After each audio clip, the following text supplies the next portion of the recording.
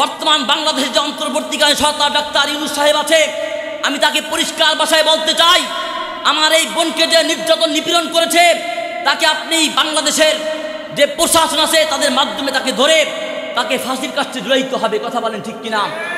আর যদি ঝুলাইতে ব্যর্থ হন, মনে রাখবেন এদেশের যুবক এবং তৌহিদি জনতা মিশর এবং আফগানের তালেবানদের মতো আবারও রাজপথে নামবে।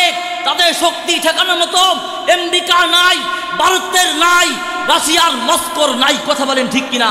মুহতারাম হাজরিন, গাজীপুরে আমার এক মুসলিম বোনকে এক হিন্দু পুরুষ এই মুসলিম বোনকে ধরে 2 দিন ধরে ঘরের মধ্যে আটকিয়ে রেখে তারপরে তাকে নির্যাতন করছে, তার সাথে জিনা করছে।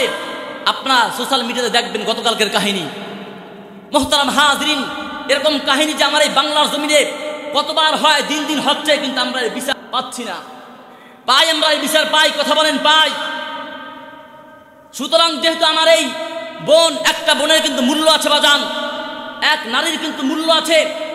নারী যদি পৃথিবীর বুকে যদি না আসতো, তাহলে আমি আর আপনি জন্ম এই পৃথিবীর বুকে হতে পারতাম না। কথা বলেন ঠিক কিনা? অনতি বিলম্বে তাকে ফাঁসির কাছে ঝুলাইতে হবে। কথা বলেন ঠিক কিনা? ফাঁসির কাছে ঝুলাইলেই হবে না। ঢাকা রাজধানী বাইতুল মুকাররমের সামনে এই হিন্দু, এই নাস্তিককে পুরা জাতিকে দেখিয়ে দিতে হবে যে মুসলিম কোনো বোনকে যদি কেউ নির্যাতন নিপীড়ন করে, জিনা করে, তাহলে তার সর্বোচ্চ শাস্তি মৃত্যুদণ্ডের আইন পাস। বর্তমান বাংলাদেশের যে অন্তর্বর্তীকালীন সরকার ডাক্তার ইউনূস সাহেব আছে, আমি তাকে পরিষ্কার ভাষায় বলতে চাই, আমার এই বোনকে যে নির্যাতন নিপীড়ন করেছে তাকে আপনি বাংলাদেশের যে প্রশাসন আছে তাদের মাধ্যমে তাকে ধরে তাকে ফাঁসির কাছে ঝুলাইতে হবে। কথা বলেন ঠিক কিনা? আর যদি ঝুলাইতে ব্যর্থ হন, মনে রাখবেন এদেশের যুবক এবং তৌহিদি জনতা মিশর এবং আফগানের তালেবানদের মতো আবারও রাজপথে নামবে।